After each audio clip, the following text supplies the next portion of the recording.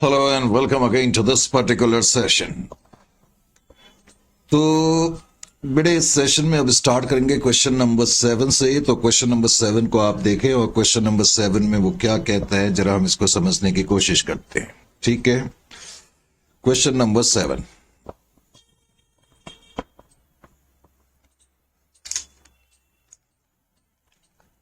Seventh में कहता है stunning limited took a 7-year finance lease under which the annual lease rental has been fixed at rupees 1,20,000.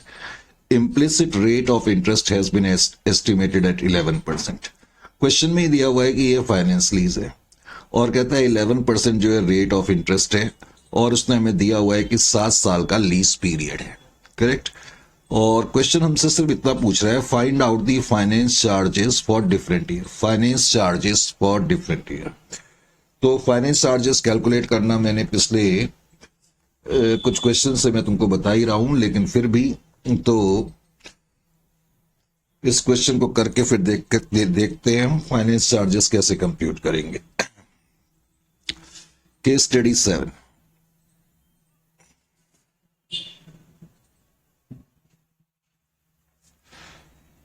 Case study 7 में सबसे पहले तो मैंने क्या करा,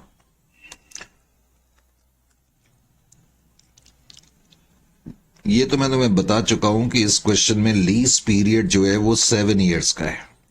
इकोनॉमिक लाइफ कितनी है ये हमें नहीं दिया हुआ है इस क्वेश्चन में। लीज पीरियड 7 इयर्स का है। ईयर 1 से लेकर के ईयर 7 तक लीज पीरियड है। लीज पीरियड अब की बार 7 इयर्स का है। Lease period 7 years. क्वेश्चन में दिया हुआ है कि ये फाइनेंस लीज है, ये क्वेश्चन में दिया हुआ है, और इम्प्लिसिट रेट ऑफ रिटर्न 11% है, ये भी तुम्हें दिया हुआ है। करेक्ट।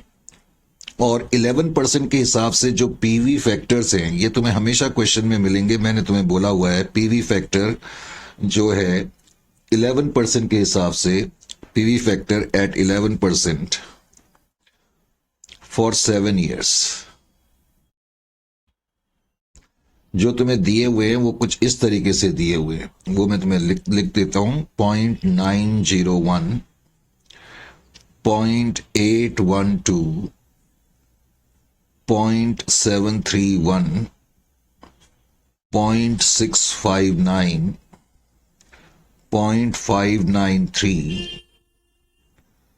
0.535, 0.482। करेक्ट।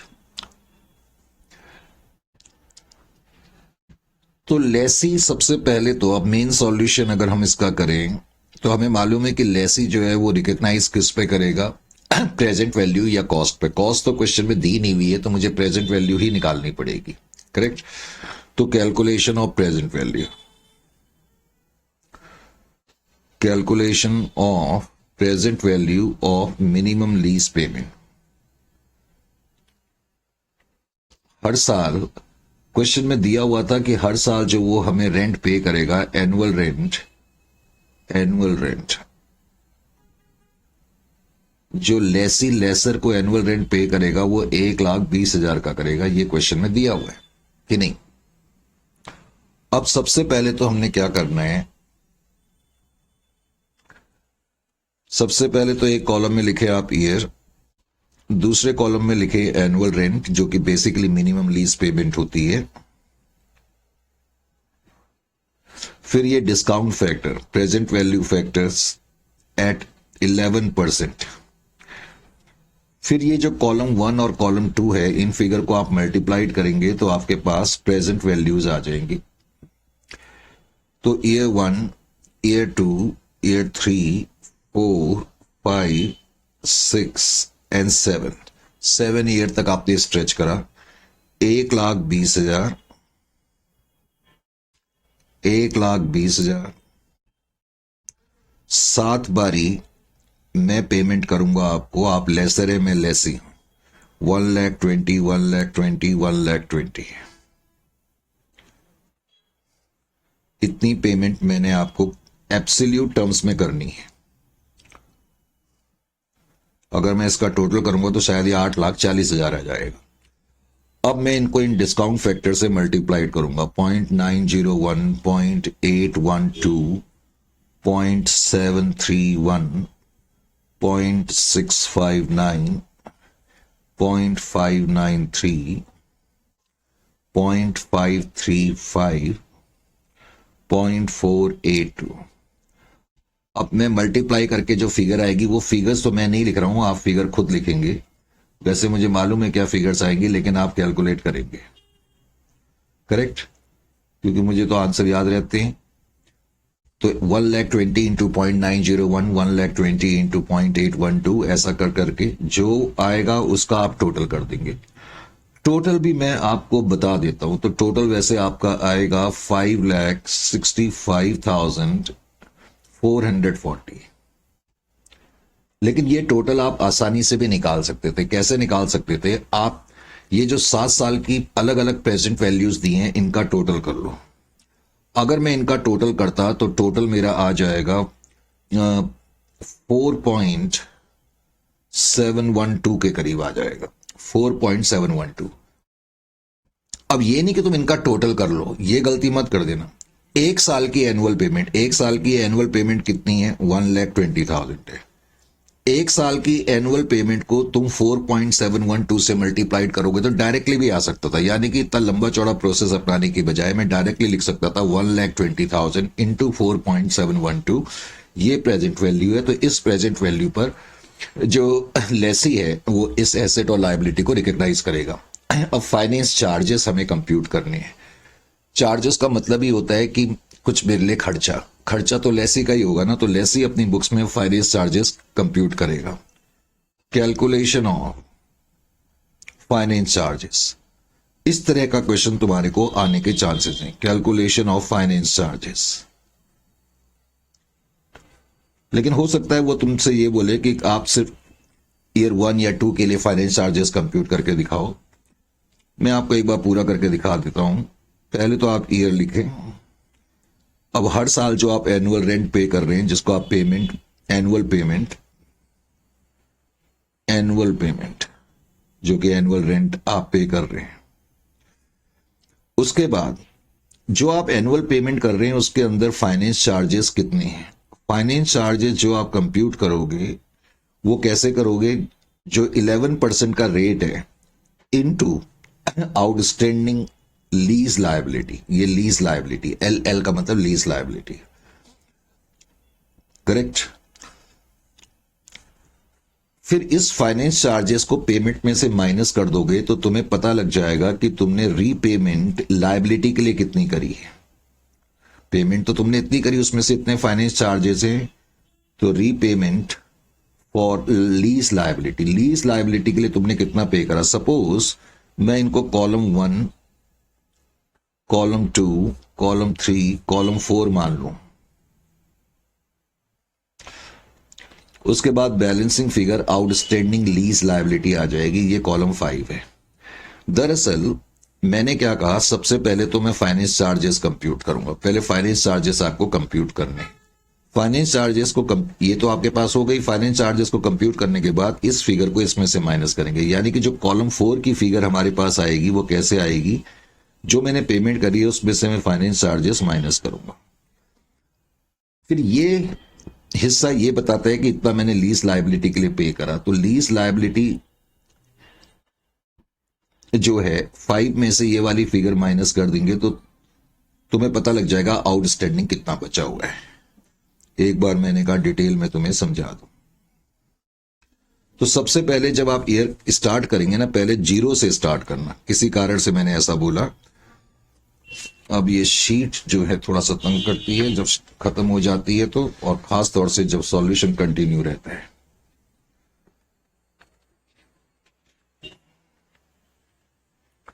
लीजिए, आपके लिए मैंने ये प्रोसेस अपना दिया, ठीक है। उसके बाद ईयर 3, ईयर 4, 5, 6 एंड 7। सबसे पहले तो आप क्या करेंगे, 1 के आगे लिखना, क्योंकि जो पेमेंट आप करेंगे वो 1,20,000 1,20,000 की करेंगे। 1,20,000 1,20,000 1,20,000 1,20,000 एंड सो ऑन, ये पेमेंट आपने करी। सबसे पहले आप जीरो के आगे ना लीज लायबिलिटी में जो आपकी लायबिलिटी क्या, आपने एसेट लिया, उसको एसेट के रूप में और लायबिलिटी के रूप में आप रिकॉग्नाइज करेंगे तो 5 जो ये प्रेजेंट वैल्यू आई थी ये यहां पर लिख लेंगे, ये आपकी लायबिलिटी है। इसका मतलब आप ये मान करके चल रहे हैं कि आपने लेसर को इतनी पेमेंट देनी है या जो एसेट आपने लीज पे लिया है उसके खिलाफ इतनी पेमेंट देनी है। लेकिन हकीकत में ये भूलना नहीं है कि आप जो पेमेंट कर रहे हो 1,20,000 के हिसाब से 8,40,000 पे कर रहे हो, लेकिन 8,40,000 में से आपने 5,65,440 को लायबिलिटी माना, तो इसका मतलब डिफरेंस क्या है, वो फाइनेंस चार्ज होता है। अब ये जो हम पेमेंट करते हैं ईयर के एंड में करते हैं, ईयर के एंड में मैंने 1,20,000 पे करे, लेकिन अब ईयर के एंड में मेरा इंटरेस्ट कितना था। ईयर की बिगनिंग में मेरी लायबिलिटी 5,65,440 की है, तो उसका मैं 11% कंप्यूट करूंगा। फॉर्चुनेटली मेरे पास कैलकुलेटेड फिगर्स है, मैं टाइम वेस्ट नहीं करना चाहता। 11% मैंने कंप्यूट करा 5,65,440 का, तो ये 57,800 आ जाएगा। करेक्ट, ये इस पे कंप्यूट करना है। तो पहले साल के एंड में जो आपने 1,20,000 पे करे, माना ये जाएगा कि उसमें से 57,800 जो है वो आपने इंटरेस्ट के पे करे, फाइनेंस चार्जेस के पे करे। अब इस फिगर को इसमें से माइनस कर दो तो आपको ये पता लग जाएगा। एक्चुअली ये जो आ रहा है ना, सॉरी ये मैंने दूसरी फिगर देख ली, ये 62,200 आ रहा है। 62,200 फाइनेंस चार्जेस 62,200 है। इस फिगर को इसमें से माइनस करेंगे तो आपको यह पता लग गया कि जो 1,20,000 आपने पे करे हैं उसमें से फाइनेंस चार्जेस 62,200 के हैं और बाकी लीज लायबिलिटी के खिलाफ आपने पे करे हैं। अब इसको इसमें से माइनस कर देंगे तो हमें पता लग जाएगा कि लीज लायबिलिटी कितनी बच गई। 5,65,440 में से 57,800 माइनस करने के बाद हम कह सकते हैं कि फर्स्ट ईयर के एंड में लायबिलिटी 5,07,640 की बची हुई है। इस तरीके से हम करेंगे, ये फर्स्ट ईयर के एंड की लायबिलिटी है। अब आप सेकेंड ईयर के एंड में आ गए। सेकेंड ईयर के एंड में आपने 1,20,000 पे करे। अब इस 1,20,000 में कितना इंटरेस्ट है, तो 5,07,640 का आप इंटरेस्ट कंप्यूट करेंगे। इंटरेस्ट इनके हिसाब से जो आ जाएगा 55,840 आएगा या आना चाहिए, जितना भी आ रहा है उसको छोड़ो, कॉन्सेप्ट को समझो। अब इसको इसमें से माइनस करेंगे तो मुझे पता लग जाएगा जो मैंने 1,20,000 पे करे उसमें से जो रीपेमेंट हुई है लायबिलिटी के लिए कितनी हुई है, इतनी हुई है। जो हिस्सा आपने लायबिलिटी के लिए पे करा है वही तो आप आउटस्टैंडिंग में से माइनस करेंगे। माइनस करा तो उसके बाद बैलेंसिंग फिगर ये आ जाएगी एंड सो ऑन। इस तरीके से आप फिर आगे का काम कर सकते हैं। अगले साल का इंटरेस्ट कंप्यूट करेंगे, इसका करेंगे क्योंकि सेकेंड ईयर के एंड की लायबिलिटी है। अब हम थर्ड ईयर के एंड में आ गए, इसका मैं 11% कंप्यूट करूंगा जो कि 48,780 आ जाएगा। 48,780 को 1,20,000 में से हम माइनस करेंगे तो 71,220 ये रीपेमेंट आ जाएगी। रीपेमेंट को मैं इसमें से माइनस करूंगा तो आ जाएगा 3,72,260। इसी तरीके से अब इसका मैं 11% कंप्यूट करूंगा जो कि 40,950 आएगा। 40,950 1,20,000 में से माइनस करेंगे तो मुझे ये पता लग जाएगा कि इस साल मेरे रीपेमेंट कितने की है, 79050 की है। लायबिलिटी के खिलाफ मैंने इतना पे करा, इसको मैं लायबिलिटी में से माइनस करूंगा तो ये आ जाएगा 2,93,210। फोर्थ ईयर के एंड में लायबिलिटी घट के इतनी रहेगी। अब फिफ्थ ईयर के एंड में इस 2,93,210 का 11% में कंप्यूट करूंगा, 32,250 आ जाएगा। उसको 1,20,000 में से माइनस करेंगे तो ये आ जाएगा 87,750। ये हिस्सा आपने लायबिलिटी के लिए पे करा, लायबिलिटी में से इसको माइनस करेंगे तो 2,05,460। फिर इस साल का इंटरेस्ट 22,600। 1,20,000 में से माइनस करेंगे तो 97,400। 97,400 2,05,460 में से माइनस करेंगे तो बच जाएगा 108,060। अब ध्यान रखना ये फाइनल ईयर है। फाइनल ईयर में सबसे पहले तो आप अपनी लायबिलिटी को जीरो कर दो।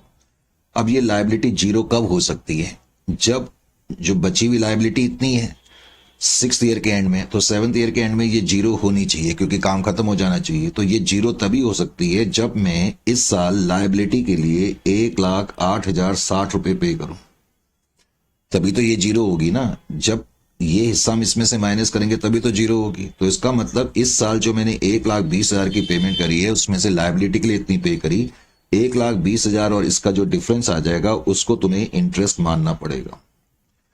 क्योंकि फाइनल ईयर में मैं अगर डायरेक्टली इंटरेस्ट कंप्यूट करूंगा तो हो सकता है वो 11,940 के करीब ना आए और फिर कुछ बैलेंस बच जाए। तो हम नहीं चाहते कि बैलेंस बचे फाइनल ईयर के बाद, इसलिए फाइनल ईयर में हम ये करते हैं, पहले लायबिलिटी जीरो मान लेंगे। लायबिलिटी जीरो तभी हो सकती है जो बची हुई लायबिलिटी है उस अगर हमारी इस साल उतनी ही पेमेंट हो, तो हम 1,20,000 में से इतनी पेमेंट मानेंगे लीज लायबिलिटी के लिए और जो बच जाएगा वो इंटरेस्ट है। क्वेश्चन तुमसे ये भी कह सकता है, पूछा तो नहीं है लेकिन वो तुमसे पूछ सकता है कि पहले 2 सालों में या पहले 1 साल की एंट्री भी करके दिखाओ।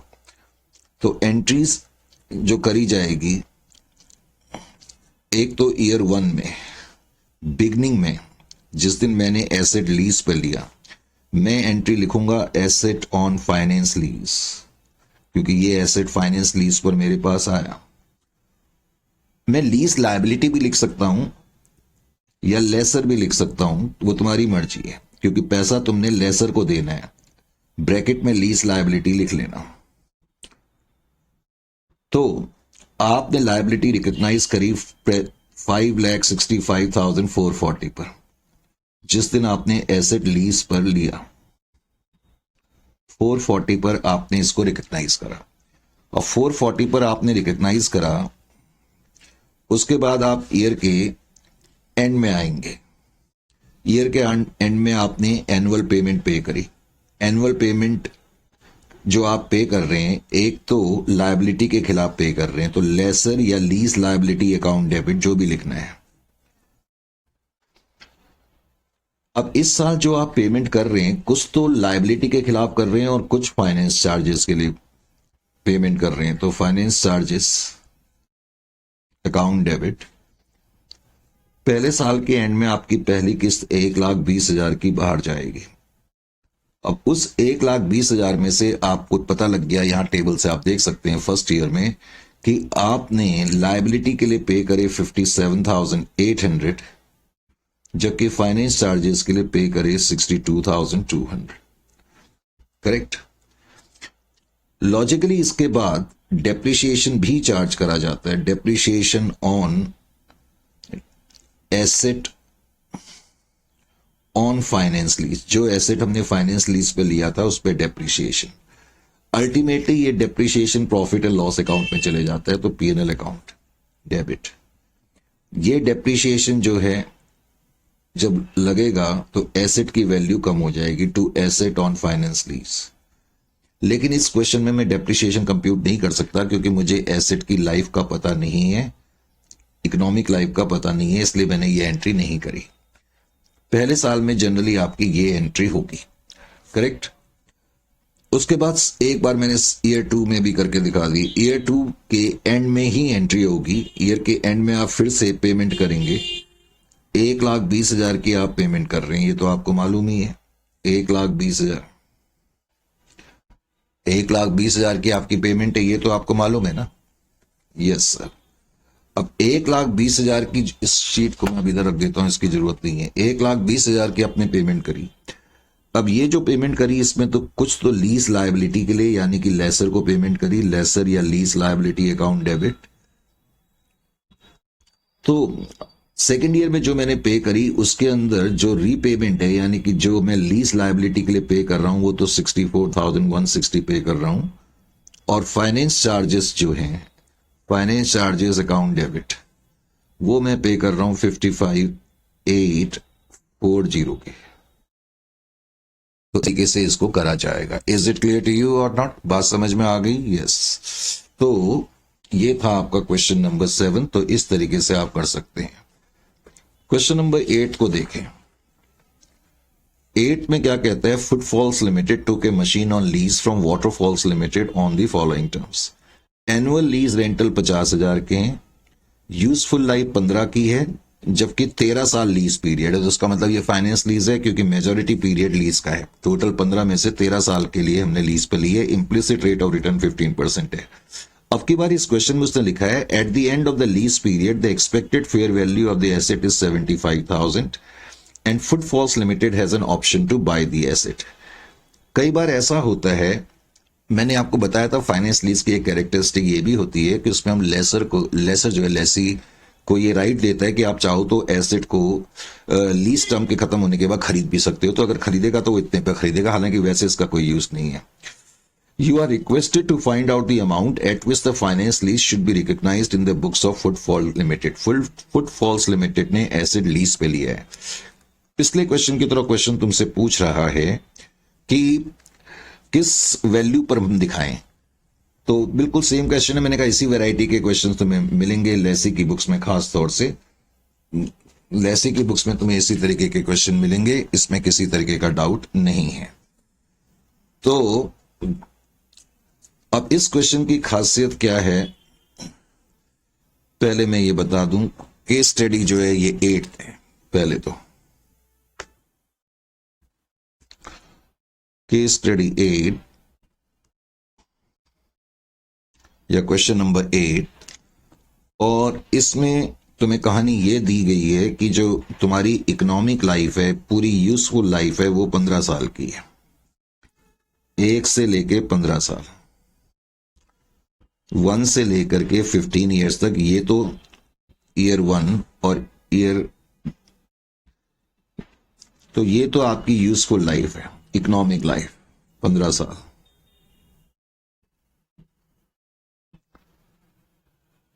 जबकि लीज पीरियड जो है 13 साल का है, 13 ईयर्स का है। Correct. Implicit rate of return जो है वो है 15%। और उसने कहा कि एनुअल रेंट जो है 50,000 के, लीज रेंटल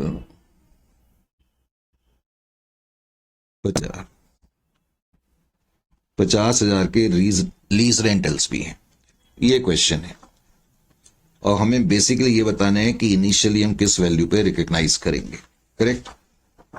तो इनिशियली हम किस वैल्यू पे रिकॉग्नाइज करेंगे ये तो अब तुम्हें बहुत अच्छी तरह आता है, बार बार क्या बताया जाए, लेकिन फिर भी चलो अब इसका सॉल्यूशन मैंने करना शुरू करा।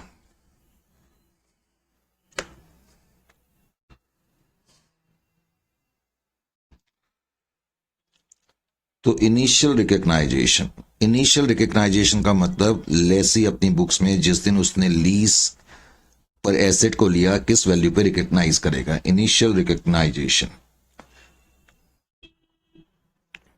तो इनिशियल रिकग्निशन जो होगा shall be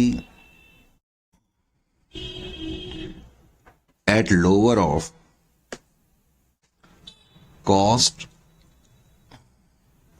जिसको कि फेयर वैल्यू भी कहते हैं, और present value of minimum lease payment. अब कॉस्ट तो हमें दी नहीं है, तो इसलिए मुझे प्रेजेंट वैल्यू फाइंड करनी पड़ेगी। कॉस्ट क्वेश्चन में दी नहीं है। Present value of minimum lease payment, present value of minimum lease payment मैंने बताया था। अब एक तो ये है कि मैं 13 साल, क्योंकि 13 साल का लीज पीरियड है, 13 ईयर्स तक मैं वो टेबल बनाऊं, ईयर्स 1 से लेके 13 तक लिखूं, फिर प्रेजेंट वैल्यू लिखूं। प्रेजेंट वैल्यू का जो रेट है, अब की बार क्वेश्चन में कितना रेट था मैं ही भूल गया, 15% है, तो 15% के हिसाब से डिस्काउंट फैक्टर लिखूं। या मैं सीधा ऐसा करूं, 1 साल का एनुअल रेंट ले लूं और 15 साल का जो डिस्काउंट फैक्टर है, जो 15 सालों के डिस्काउंट फैक्टर है उनका टोटल कर दूं। तो present value of minimum lease payment निकालने का ये बेटर तरीका, आप सीधा एनुअल लीज रेंट ले लें और उसको मल्टीप्लाइड कर दें, किससे, multiplied with present value factor at 15% for 13 year, 13 सालों का इकट्ठे ही ले लो, ये ज्यादा आसान है। एनुअल रेंट आपका 50,000 है और ये तुम्हें क्वेश्चन में हमेशा मिलेगा 5.583, 15% के हिसाब से 13 ईयर्स का अगर मैं टोटल करूं तो 5.583 आ जाएगा, करेक्ट। तो अब आप इसको मल्टीप्लाइड करेंगे तो आपको ये पता लग गया कि 2,79,150 ये जो है आपकी प्रेजेंट वैल्यू है। तो इस वैल्यू पे आप रिकग्नाइज करेंगे शुरुआत में, इसमें किसी तरह का डाउट नहीं है। क्वेश्चन ने तो सिर्फ इतना ही पूछा है।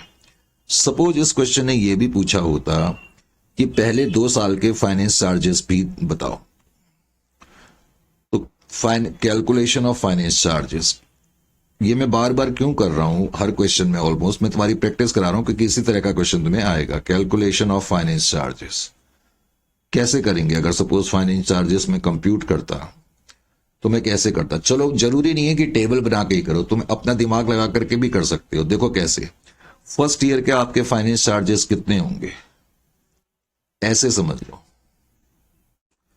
फर्स्ट ईयर की बिगनिंग में आपकी लायबिलिटी 2,79,150 की है, इतना तो आपको मालूम है। फर्स्ट ईयर के एंड में जब आप आओगे तो 15% के हिसाब से आप इसका इंटरेस्ट कंप्यूट करोगे। अब 15% के हिसाब से जब मैं इंटरेस्ट कंप्यूट करूंगा तो कैलकुलेटर है या नहीं है, फॉर्चुनेटली यहां पर मौजूद है। मैं 15% के हिसाब से इसका इंटरेस्ट कंप्यूट करूंगा। इंटरेस्ट कितना आ जाएगा? 2,79,150 इंटू 15%, ये आ रहा है मेरी कैलकुलेशन के मुताबिक 41,4187, यानी कि पहले साल में आपका इतना 41,872, यानी कि पहले साल में आपका इंटरेस्ट इतना बना, करेक्ट। पहले साल में आपकी पेमेंट कितनी है, लीज रेंट कितना है, एनुअल पेमेंट कितनी है? सर एनुअल पेमेंट तो हमारी पहले साल में 50,000 की है, राइट। पहले साल में आपकी एनुअल पेमेंट 50,000 की है, तो इस 50,000 में से आपने ये माना जाएगा कि जो फाइनेंस चार्जेस पे करें, काफी ज्यादा फाइनेंस चार्जेस हैं, 41,872 के फाइनेंस चार्जेस आपने पे करे, करेक्ट। और 50,000 में जो बच गया रिमेनिंग, इसका मतलब है ये पेमेंट टूवर्ड्स लीज लायबिलिटी है। तो लीज लायबिलिटी, तो लीज लायबिलिटी के खिलाफ आपकी पेमेंट इतनी मानी जाएगी। 50,000 में से मैं ये माइनस कर दूं 41,872, 8128, तो पहले साल में के एंड में जब आप एंट्री करेंगे, मैं वैसे ही बता रहा हूं कि पहले साल के एंड में अगर मैं एंट्री करूंगा तो मैं लिखूंगा लीज लायबिलिटी या lessor account debit, lease liability या लेसर अकाउंट डेबिट। आपने लेसर को पे करे हैं 8128, ये माना जाए। लीज लायबिलिटी के लिए आपने इतना पे करा और फाइनेंस चार्जेस के लिए आपने इतना पे करा। फाइनेंस चार्जेस 41,872 और टोटल आपका एनुअल रेंट पे हुआ 50,000। इस तरीके से फर्स्ट ईयर के एंड में आप एंट्री करेंगे। समझ में आया? अच्छा, मैं एक बार और आपको ये भी करके बता दूं, ये तो फर्स्ट ईयर है। ऐसे मैं आपसे पूछूं सेकंड ईयर का इंटरेस्ट आप कंप्यूट करेंगे तो कैसे करेंगे? पहले तो ये मुझे बताओ कि फर्स्ट ईयर के एंड के बाद लायबिलिटी का बैलेंस कितना है? Balance of lease liability, LL lease liability eight the end of first year, first year के बाद लीज लायबिलिटी का बैलेंस कितना है? अगर मैं तुमसे पूछूं, देखो फर्स्ट ईयर की बिगनिंग में तुम्हारी लायबिलिटी 2,79,150 की थी फर्स्ट ईयर के एंड में आपने लायबिलिटी के लिए 8128 पे करें ना, 8128 पे करें, तो इसका मतलब फर्स्ट ईयर के एंड में लायबिलिटी अकाउंट घट करके इतना रह गया है, 279150 में से माइनस करके 271022। इसका मतलब फर्स्ट ईयर के एंड में लायबिलिटी इतनी है। तो अब हम सेकेंड ईयर के एंड में आ गए, तो इस लायबिलिटी पे मैं 15% के हिसाब से इंटरेस्ट कंप्यूट करूंगा। यानी कि सेकेंड ईयर में मैं डायरेक्टली एंट्री बता रहा हूं, सेकेंड ईयर में मेरी एंट्री होगी lease liability account debit, lease liability account debit, जिसको तुम लेसर भी लिखते हो। लेसर को आपने कुछ पे करना है, कुछ फाइनेंस चार्जेस आप पे करोगे, और टू बैंक।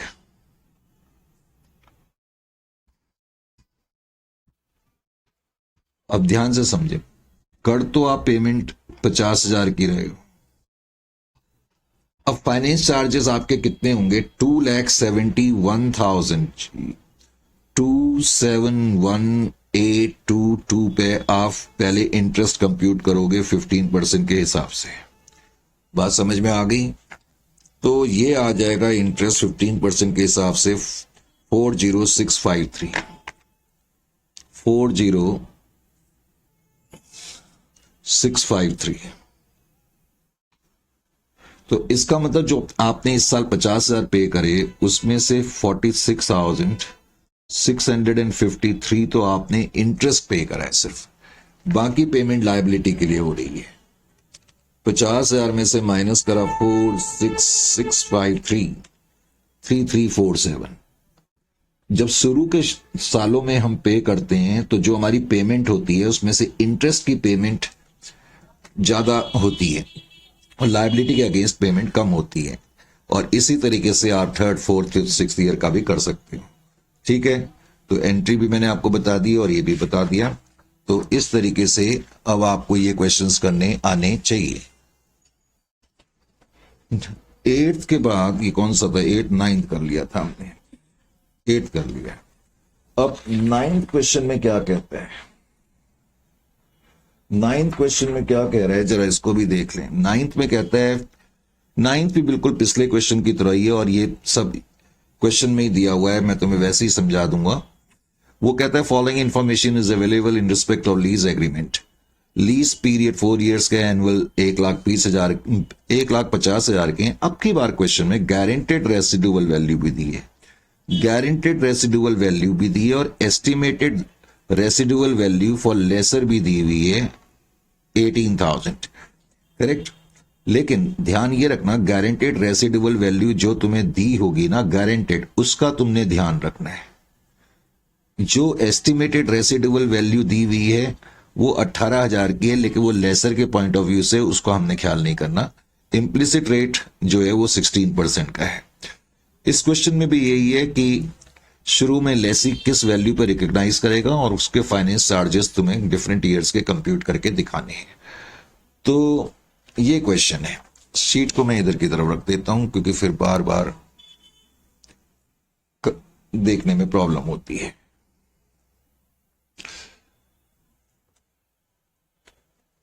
लीजिए जी, अब केस स्टडी 9।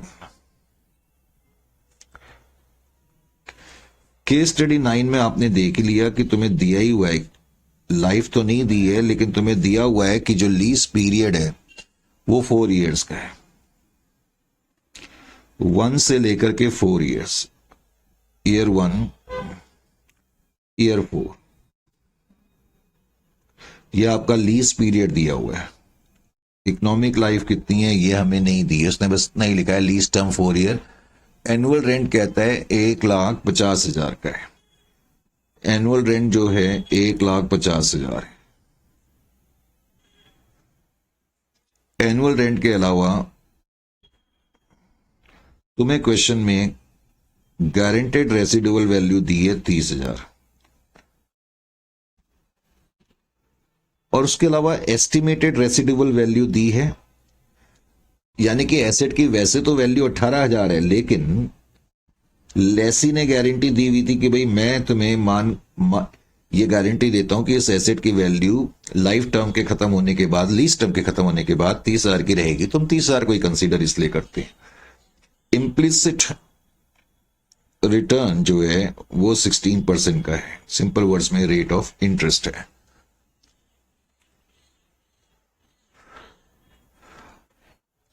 अब किस वैल्यू पे रिकॉग्नाइज करेंगे? Solution step.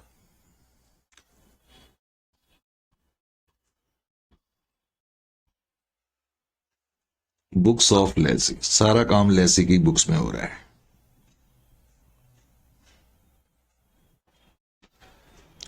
Step number A, सबसे पहले तो वो क्या करेगा? कंप्यूट करेगा। क्या कंप्यूट करेगा? Present value of minimum lease payment, क्योंकि इस वैल्यू पे हमने एसेट और लायबिलिटी को रिकॉग्नाइज करना पड़ता है। अब की बार ध्यान रखना पड़ेगा तुम्हें थोड़ा सा, क्योंकि क्वेश्चन में गारंटेड वैल्यू भी है। जब तुम ईयर लिखोगे 1 2 3 4, 4 साल दिए हुए हैं। मिनिमम लीज पेमेंट या एनुअल रेंट जो है, पहले साल में लेसी 1,50,000 पे करेगा, दूसरे साल में 1,50,000 पे करेगा, तीसरे साल में भी 1,50,000 पे करेगा, लेकिन चौथे साल में 1,50,000 तो पे करेगा प्लस 30,000 इसलिए पे करेगा क्योंकि उसने गारंटी दी हुई थी कि मेरी निगाहों में, या मैं आपको गारंटी देता हूं कि ये जो एसेट होगा इसकी गारंटेड वैल्यू 30,000 की, यानी कि 30,000 लेसी अपनी जेब से देगा। तो एक तरीके से लेसी के यहां से पेमेंट कितनी जा रही है? 6 लाख प्लस 30,000। समझ में आया? 6,30,000 की एब्सोल्यूट टर्म्स में पेमेंट जा रही है। अब मैं प्रेजेंट वैल्यू फैक्टर्स देखूंगा। प्रेजेंट वैल्यू फैक्टर्स एट 16% के हिसाब से, 16% के हिसाब से मैं फैक्टर्स को देखूंगा और इन दोनों को मल्टीप्लाइड कर दूंगा तो मेरे पास प्रेजेंट वैल्यूज आ जाएंगी। 16% के हिसाब से फैक्टर्स मैं तुम्हें बता देता हूं। पॉइंट कितना है भाई? 867। ये तुम्हें क्वेश्चन में मिलेंगे हमेशा, ये चीज का ध्यान रखना। मैं एक मिनट, ये शीट दूर रखी है, नजर नहीं आ रहा है। एक तो है 0.867 लिखा दिया मैंने, 0.862 है, उसके बाद 0.756, उसके बाद 0.658 और 0.572। फिर मल्टीप्लाई तुम इनको करोगे, करेक्ट? इनको मल्टीप्लाइड तुम करोगे, जो भी मल्टीप्लाइड करके वैल्यू आएगी उस वैल्यू को तुम यहां लिखोगे, फिर उनका टोटल कर लोगे। तो टोटल जो तुम्हारे पास आ जाएगा that will be equal to 4,36,260। अब एक चीज मैं तुम्हें यहां क्लियर कर दूं, इस क्वेश्चन में ये गलती मत कर बैठना क्योंकि इसमें गारंटेड रेसिडुअल वैल्यू है। मैंने कहा था मैं चाहूं तो इन सब का टोटल करके डायरेक्टली एक साल से मल्टीप्लाइड कर दूं, पर ऐसा तब कर सकते हैं जब सारे साल की पेमेंट जो है बराबर हो। अब कई बार सारे सालों की पेमेंट बराबर नहीं है, तुम देख रहे हो यहां 1,80,000 की पेमेंट है, तो कहीं मैं शॉर्टकट अपनाने की कोशिश करूं कि इन सब का टोटल कर लूं और 1,50,000 से मल्टीप्लाइड कर लूं, तो गलत आंसर आ जाएगा क्योंकि लास्ट ईयर की पेमेंट जो है वो इतनी है। इसे क्लियर टू यू? तो इसलिए ध्यान रखना जब गारंटेड रेसिडुअल वैल्यू होगी। फिर स्टेप नंबर बी में मुझे बताओ, step number B calculation of finance charges. बताओ फाइनेंस चार्जेस कैसे कैलकुलेट करेंगे? कैलकुलेशन वैसे तो अभी मैंने तुम्हें बताया था, एक तो मैंने वैसे नॉर्मल तरीके से बताया था, एक मैंने टेबुलर तरीके से बताया हुआ है। टेबुलर तरीके से अगर तुम करोगे तो कैसे करोगे? सबसे पहले तो ईयर लिखना चाहिए, जो आप पेमेंट करोगे उसको दूसरे नंबर पे लिखना चाहिए, उस पेमेंट के अंदर जो फाइनेंस चार्जेस होंगे फिर वो लिखने चाहिए। फाइनेंस चार्जेस कैसे कंप्यूट करेंगे? At the rate of 16% compute करेंगे ऑन आउटस्टैंडिंग लीज लायबिलिटी। जो लीज लायबिलिटी होगी आउटस्टैंडिंग जिस दिन तुम पेमेंट कर रहे हो उस दिन जो लीज लायबिलिटी होगी उस पर अप्लाई कर दोगे। फिर हम यहां लिखते हैं रीपेमेंट। रीपेमेंट का मतलब होता है कि जो लायबिलिटी है उसकी payment, repayment of lease liability LL, और यहां पर आउटस्टैंडिंग लीज लायबिलिटी।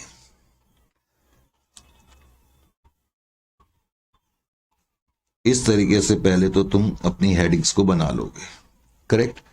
हेडिंग्स को बनाने के बाद फिर तुमने क्या करना है, यहां पर आप लिखेंगे, मैंने कहा जब फाइनेंस चार्ज कंप्यूट करते हैं तो जीरो से लिखना बेटर है, हालांकि जरूरी नहीं है।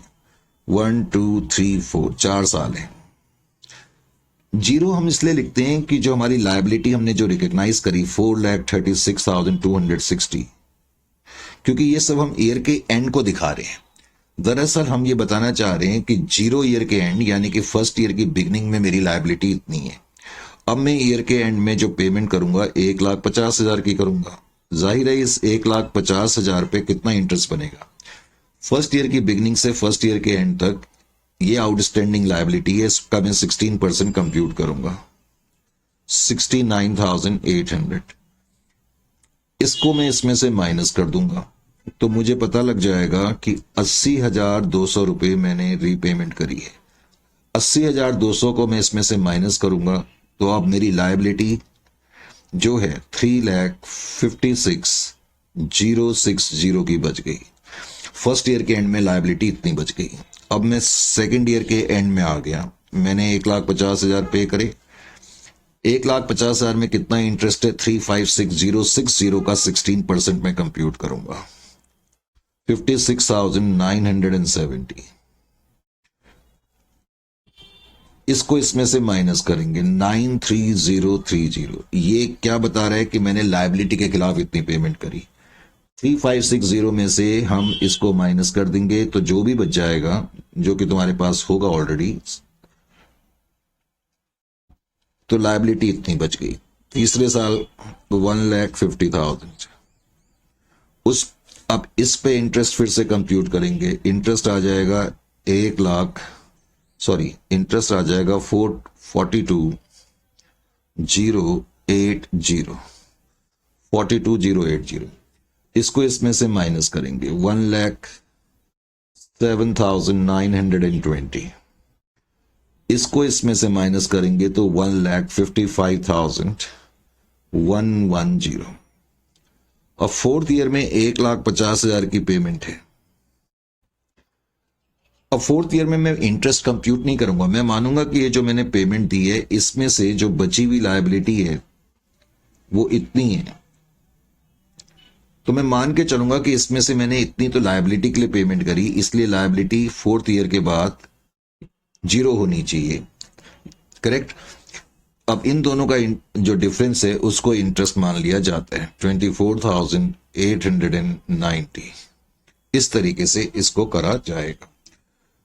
बाकी एंट्रीज भी आप करके दिखा सकते हैं, क्योंकि तो क्वेश्चन तुमसे एंट्रीज भी पूछ सकता है। ईयर 1 की बिगनिंग में आपकी जो एंट्री होगी, asset on finance lease to lessor account, या तुम चाहो तो लीज लायबिलिटी अकाउंट भी लिख सकते हो, जो भी लिखना है। आपने इसको रिकॉग्नाइज किस पे करा, आपने रिकॉग्नाइज करा 4,36,260 पे कि नहीं, 436,260 इस वैल्यू पे आप रिकॉग्नाइज करेंगे। और फर्स्ट ईयर के एंड में आप आ गए। फर्स्ट ईयर के एंड में जब आप पेमेंट करेंगे तो बस आपने लेसर या लीज लायबिलिटी को डेबिट करना है, लेसर अकाउंट डेबिट या लीज लायबिलिटी अकाउंट डेबिट। इसको आप पहले तो डेबिट करेंगे और फाइनेंस चार्जेस को भी डेबिट करेंगे और टू बैंक कर देंगे। अब ये लाइव एंट्रीज आपको बिल्कुल अच्छी तरह से समझ में आ जानी चाहिए। Is it clear to you? तो जो पेमेंट आपने करी है वो 1,50,000 की पेमेंट करी या नहीं करी? बिल्कुल करी है पेमेंट। 1,50,000 के अंदर जैसे पहला साल है तो पहले साल में इतना तो आपने फाइनेंस चार्जेस पे करे, 56,970 कि नहीं। और उसको इसमें से माइनस कर देंगे तो 69,800 and so on. First year के एंड में आप डेप्रिसिएशन नहीं दे सकते, हालांकि एंट्री डेप्रिसिएशन की भी होगी। Depreciation on depreciation account debit to asset on finance lease. हाँ, डेप्रिसिएशन अल्टीमेटली पीएनएल में चले जाता है। क्यों नहीं कंप्यूट कर सकते डेप्रिसिएशन? क्योंकि हमें एसेट की लाइफ इस क्वेश्चन में नहीं दी हुई है। करेक्ट। तो इस तरीके से 9th को करा जाएगा। क्वेश्चन नंबर 9th के बाद 10th में क्या कहते हैं? Find out the amount of depreciation based for the leased asset in problem number 9. How the difference between GRV and ERV will be accounted for?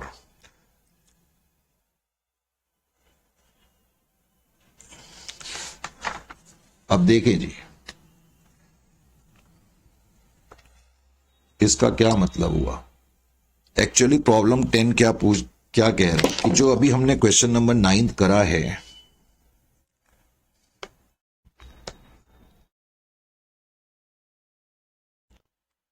वो कह रहा है क्वेश्चन नंबर 9 में डेप्रिसिएशन का अमाउंट क्या होगा अगर एसेट की लाइफ जो है स्ट्रेट लाइन मेथड पर क्या होगा इन प्रॉब्लम 9, और डेप्रिसिएशन का ये अमाउंट उसने हमसे पूछा है। और तो उसने कुछ नहीं पूछा, और लाइफ के बारे में इसने हमें अभी भी नहीं बताया। तो इसमें आप एक चीज लिख लेनी, तो फिर ये क्वेश्चन बनेगा नहीं। Find out the amount of depreciation based on SLM for leased asset in problem 10। इसमें एक चीज होनी चाहिए थी, प्रेज्यूमिंग लाइफ इज 4 years।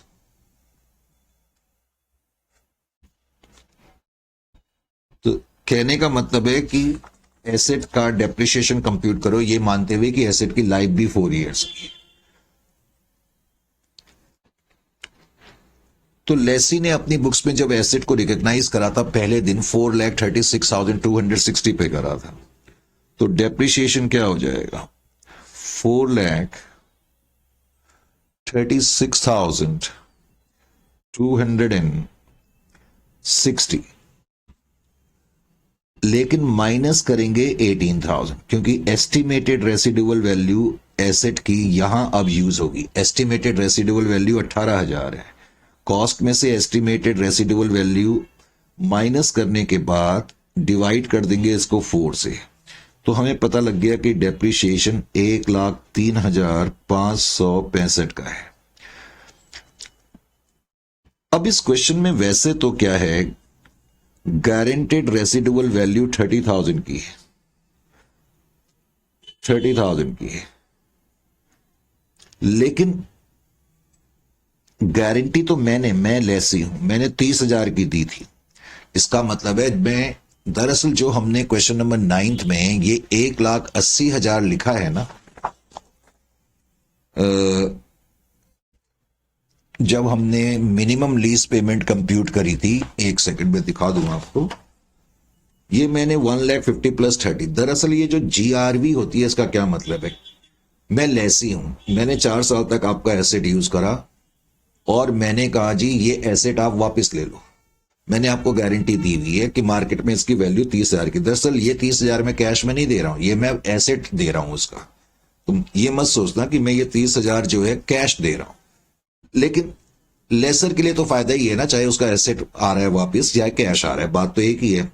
तो अब मेरे पॉइंट ऑफ व्यू से मैं मानूंगा कि मैंने 1,80,000 की पेमेंट कर दी, क्योंकि 1,50,000 तो मैं तुम्हें दे ही रहा हूं, और आप ये जो एसेट है जिसकी गारंटेड वैल्यू 30,000 है ये मैं दे रहा हूं, तो मेरी जेब से तो 1,80,000 चला गया। लेकिन पॉइंट यहां पर क्या है, अब लेसर बोलेगा भाई ठीक है तुमने ये कहा, लेसर मुझे क्या बोलेगा, लेसर बोलेगा आप तो कह रहे थे ये एसेट 30,000 का है, तो आप मेरे को 4th ईयर में 1,50,000 प्लस ये एसेट दे रहे हो, और आप कह रहे हो आपने मेरे को 1,80,000 दिए। लेसर बोलेगा, मैं बोलूंगा यस। तो लेसर बोलेगा भाई लेकिन मेरी निगाहों में तो इसकी रेसिडुअल वैल्यू केवल 18,000 की है। तो मैं बोलूंगा ठीक है, मैंने आपको गारंटी तो दी हुई है ना, तो ये 12,000 का कैश मेरे से और ले लो। उसकी हम ट्रांजेक्शन अलग से नहीं करेंगे क्योंकि 18 प्लस 12 30 की तो हम कर ही चुके हैं। तो जो डिफरेंस होगा वो मैं अलग से उसको पे कर दूंगा, डेट्स ए डिफरेंट मैटर। तो पॉइंट यहां पर क्या है कि गारंटेड रेसिडुअल वैल्यू 30,000 की है और एस्टिमेटेड रेसिडुअल वैल्यू 18,000 की है। यानी कि जो मैंने गारंटी दी हुई थी उससे कम की है। तो इसका मतलब ये जो डिफरेंस आ गया ना, ये डिफरेंस 12,000 का जो डिफरेंस आ गया, ये 12,000 का डिफरेंस जो है लेसी अपनी जेब से पे करेगा। Lessee will make payment of 12,000